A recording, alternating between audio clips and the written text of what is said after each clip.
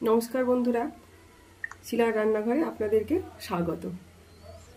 আজকে আমি আপনাদের তৈরি করে দেখাবো শীতকালে শোল মাছ খুব খেতে ভালো লাগে, শোল মাছ আলু দিয়ে রসা। তাহলে দেখতে থাকুন আমার সঙ্গে থেকে কিভাবে আমি তৈরি করছি। শোল মাছটা বাজার থেকে কেটে নিয়ে এসেছিলাম, ধুয়ে রেখেছি। এবার এতে লবণ হলুদ মাখিয়ে নেব।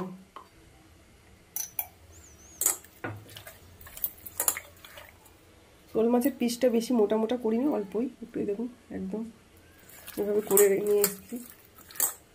লবণ হলুদটা মাখিয়ে 10 মিনিট রেখে দেব। শোল মাছের রসা করব বলে আজকে মিক্সিতেই মশলা করে নেব। প্রতিদিনই আমার দেখেন যে যারা আমার ভিউয়ার সবাই দেখে আমি শিলপাটা বেটে রান্না করছি মশলা। আজকে আমি মিক্সিতে করে দেখাবো।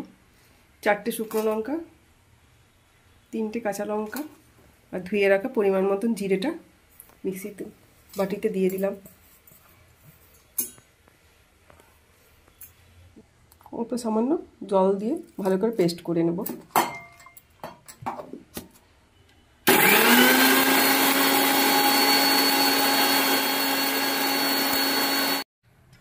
শোল মাছের রসা তৈরি করব বলে কড়াইটা বসিয়ে দিয়েছি। কড়াইয়ে তেল দিয়ে দিচ্ছি, পরিমাণ মতন তেল দিয়ে দিলাম। তেলটা খুব ভালো করে গরম করে নিচ্ছি। লবণ হলুদ মাখানো শোল মাছটা এবার ভেজে নেব।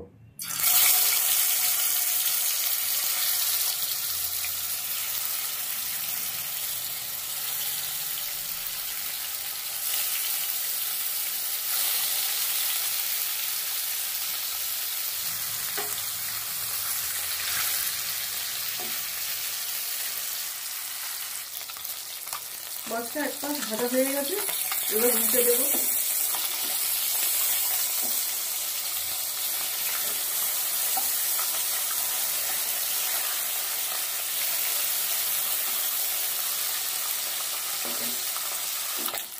লাল লাল করে মাছগুলো ভাজা হয়ে গেছে, এবার তুলে দেবো। দেখুন এভাবে ভেজে নিতে হবে।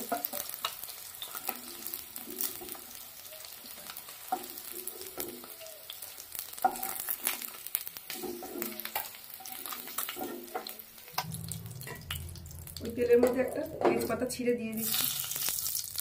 ডুমো ডুমো করে কেটে রেখেছি আলুটা দিয়ে দিচ্ছি। হলুদ দিচ্ছি, লবণ দিচ্ছি, ভালো করে আলুটা ভেজে নেব।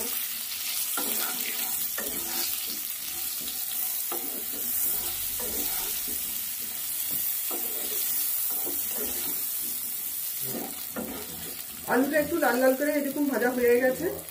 এবার কেটে রাখা পেঁয়াজ কুচিটা দিয়ে দেবো। একদম ঝিরিঝিরি করে পেঁয়াজটা কেটে নিয়েছি, দিয়ে দেবো।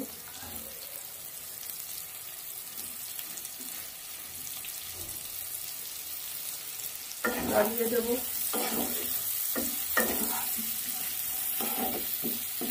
দিয়ে একটু ঢাকা দিয়ে দেবো, নরম হতে দেবো 2 মিনিটের জন্য। ঢাকনাটা খুলে একটু নাড়িয়ে দেবো।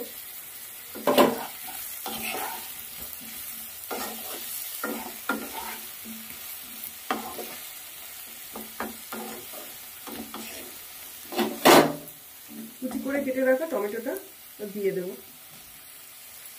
পেঁয়াজ, টমেটো, আলু একসঙ্গে ভালো করে কষিয়ে নেব। ইউটিউব থেকে নতুন বন্ধুরা যারা আপনারা দেখছেন, ইউটিউব চ্যানেল শিলার রান্নাঘর, চ্যানেলটিকে সাবস্ক্রাইব করে আমার পাশে থাকবেন যাতে আমি একটু এগিয়ে যেতে পারি। পাশে থাকা বেল আইকনটা প্রেস করে দেবেন যাতে ভিডিও বেরোলেই প্রথম আপনাদের কাছে পৌঁছে যায়।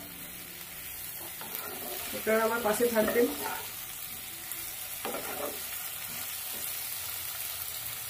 মিক্সিতে যে মশলাটা করেছিলাম জিরে লঙ্কা, ওটা এবার দিয়ে দেবো এর মধ্যে।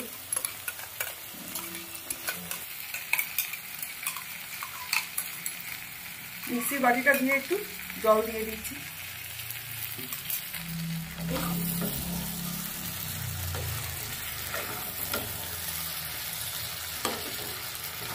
মশলাটার সঙ্গে সবকিছু কষিয়ে নেবো ভালো করে।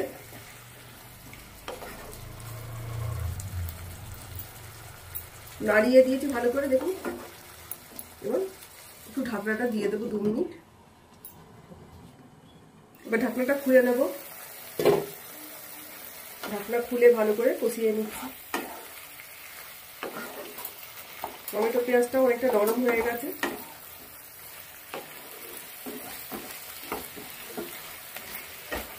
যত সুন্দর কষানো হবে তরকারি তত সুন্দর স্বাদ হবে।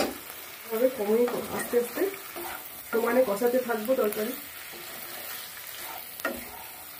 রেসিপিটা যদি আপনাদের ভালো লাগে লাইক করবেন, কমেন্ট করে জানাবেন, শেয়ার করবেন। কেমন হয়েছে আমার রান্না কমেন্ট করে জানাবেন।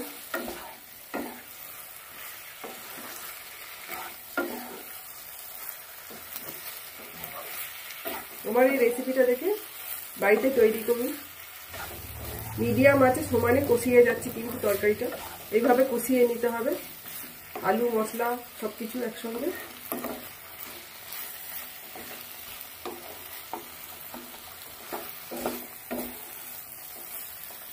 ভালো করে দেখুন মশলা টসলা সব ভালো একটা গন্ধ বেরিয়েছে, কষানো হয়ে গেছে। এবার পরিমাণ মতন জল দিয়ে দেবো।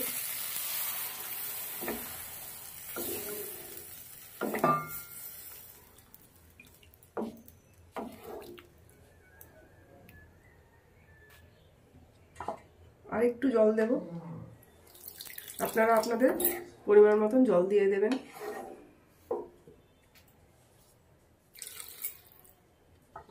এবার ভালো করে ঢাকা দিয়ে ঝোলটা ফুটিয়ে নেব।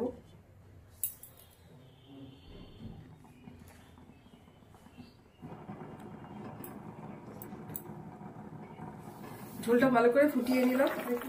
কত সুন্দর ঝোলটা ফুটেছে, রংটাও কত সুন্দর হয়েছে। এইভাবে রান্না করুন, খুব ভালো লাগে। এবার ভেজে রাখা শোল মাছগুলো দিয়ে দেবো মধ্যে।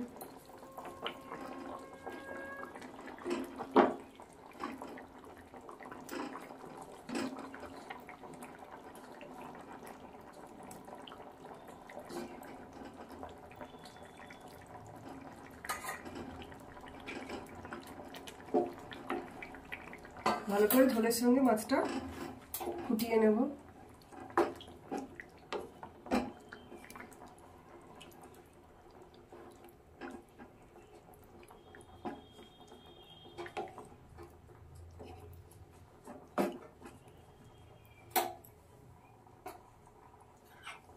দেখুন ঝোলটা কত সুন্দর রং হয়েছে, খেতেও দুর্দান্ত লাগে এইভাবে রান্না করলে।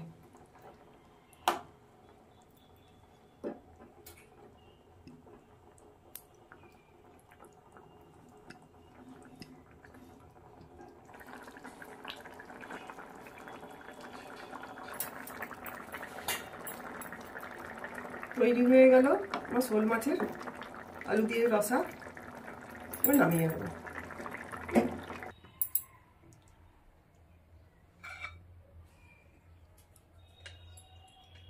গরম ভাতের জন্য একদম পারফেক্ট। যারা রুটি খেতে ভালোবাসে রুটিতেও এভাবে করে তৈরি করে খাওয়া যাবে।